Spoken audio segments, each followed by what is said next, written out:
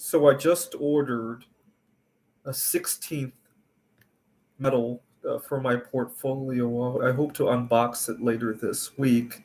I'm going to leave it a surprise for now. I'm going to talk about the metals that I currently have in my portfolio. I started with copper, as you guys remember. I used to like to search rolls of pennies for copper pennies before 1982. They're almost impossible to find in good amounts these days. You're lucky to find 5 or 10 copper coins in a roll. It's kind of annoying that they're still around though, because I love to melt zinc pennies, and I still got to pull out the copper ones. When I do it, now I have a fistful of copper pennies. I'm going to figure out how to melt them at some point too, and they're not nearly as fun to melt as zinc pennies because of the higher melting point. Because you can't pour them into graphite molds without seriously damaging them. You might get 4 or 5 pours in a graphite mold compared to zinc, which will last your graphite mold pretty much forever. So not nearly as fun, but and I'm not so sure if copper is going to do any better than zinc nowadays. Copper is much more easy to recycle for the kind of stuff that it's used in. And then I got the four big precious metals, obviously: silver, gold, platinum, palladium. Um, Platinum and palladium are somewhat undervalued by historical standards, but you got to remember we're going away from the catalytic converters, so I would take that with a grain of salt, right? I would go with silver for now. Gold is kind of overvalued relative to the other precious metals. Right now, everybody's crazy over it. But if you insist on gold, some of the pre 1933 coins are probably the way to go because the premium on them is considerably low. I have some Canadian nickels before 1981 when they used to use pure nickel. I don't have a furnace hot enough to melt that stuff, obviously, and I probably wouldn't have good molds for that either. And then we talked about zinc, obviously. So I think that rounds out all the transition metals that I have. I'm hoping to melt aluminum at some point. Aluminum. I tried melting some aluminum cans at one point. It did not turn out very well.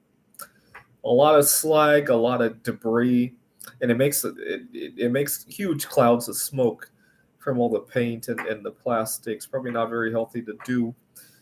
Another source of aluminum I might consider if I can get it at a good deal.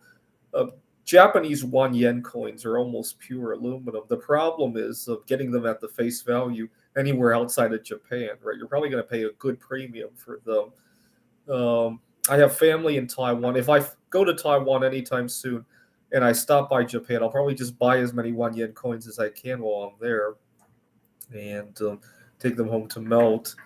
Uh, or maybe I'll visit Japan at some point as well. Sometimes the computer Olympiads are held there, and if I go there for an extended period of time, I might even just pack my furnace there to work on it there to avoid having to explain why I'm carrying all these coins out. Uh, okay, and then there's the uh, the P block metals. Obviously, my favorite is bismuth. Obviously, I have some lead that my friend gave me. A bunch of them spent bullets. He works at a shooting range. I still got an thallium ingot, although I have some big reservations on how to melt that. I'll probably just hold on to it. And then in the fifth period, we got indium, which not nearly as toxic as uh, thallium, but I've been watching videos on melting it, and it makes a mess. And I would hate to make a mess out of it because it's almost a precious metal. I hate to lose any of it, right? And then you guys saw me do tin, antimony, tellurium, which is not chronically toxic, but it does make you smell bad if you don't respect it properly when melting it. I'll think about tellurium at some point, and maybe indium if I can figure out how to do it cleanly. Uh, and I'm not so sure about the lead and thallium though, but it's an important part of my portfolio for now. I do believe that strategic metals have a place in one's portfolio, just like the precious metals, right? They're not nearly as controlled by government. If you believe industry to go on, but for government to be overthrown, I think strategic metals are probably the way to go. I'm going to be unboxing a 16th strategic metal in the near future. I'll let you take a guess what it is. I'll give you a hint. It's definitely not something that I'll work on with my furnace. It's not necessarily toxic, but it's very difficult to work with. But uh, it's very interesting. It was much more useful decades ago, but because of technological changes, we've kind of used other things now. It's also going to be somewhat useful in the nuclear industry to come, right? There's a lot of potential for shortages due to conflict. I'll let you think about that. But now I have 16 different metals in my portfolio, right? We really need an ETF that diversifies across all of the metals on the periodic table, right? Not just the common ones, right?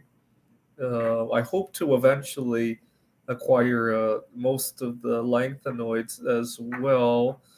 I'm hoping to add some of the other platinum group metals like osmium or iridium.